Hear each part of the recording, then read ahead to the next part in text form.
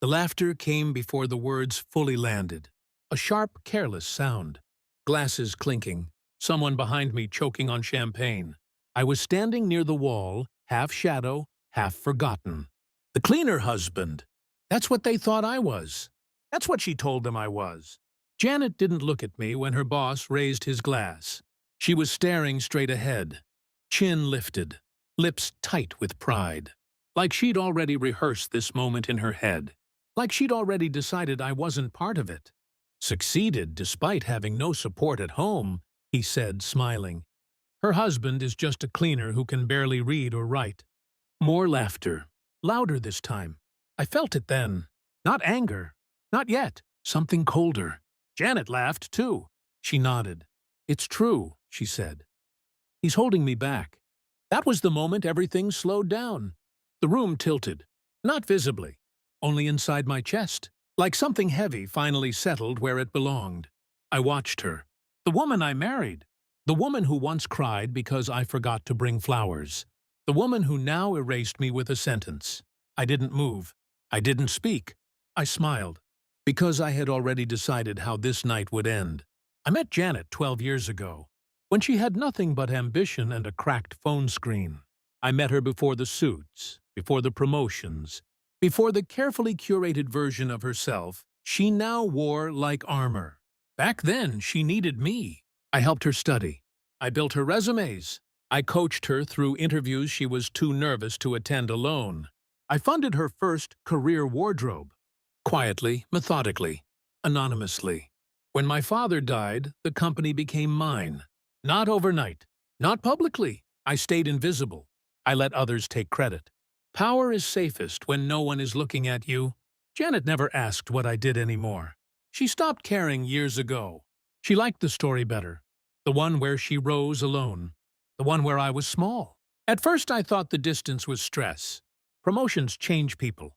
Success reshapes priorities. But contempt is different. Contempt has a rhythm. It's in the way someone stops introducing you. In how they correct your grammar in public, but never in private. In how they smile at strangers and harden around you. I felt it long before tonight. I just waited. I started paying attention. Not obsessively. Calmly. I watched how her phone never left her hand, but never faced up around me. I noticed how late meetings aligned perfectly with certain calendar gaps. I listened when she talked about her boss, how admiration leaked into her voice in places respect shouldn't live. I didn't confront her. I gathered information, emails, calendar invites, expense reports. I owned the building, the servers. The company credit cards she didn't know were monitored by me. Every step she took left a footprint, and she walked carelessly. Still, I said nothing. I smiled when she dismissed me. I played the role she wrote for me. Cleaner. Burden. Background noise. Because people tell the truth when they think you're beneath them. The party was her idea. A celebration of her promotion. A chance to finally display the version of herself she'd been rehearsing. She didn't want me there. Which is why I made sure I was. The evidence arrived a week before the party. Not explosive. Not dramatic. Just complete. An internal report. Signed, time-stamped.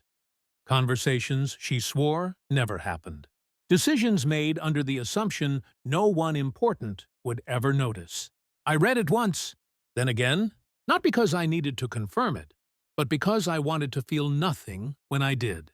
When I handed Janet her coat that morning, she kissed my cheek absently, already elsewhere, already above me.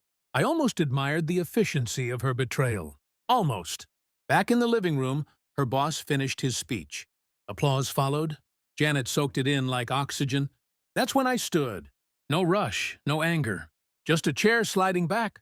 The sound cut through the room better than a shout ever could. I'm sorry, I said softly. That's interesting. Silence spread. Confused. Uneasy. I turned to her boss first. Because the company you all work for? I paused, let it breathe. I own it. A laugh escaped someone, nervous, disbelieving. I reached into my jacket and placed a folder on the table.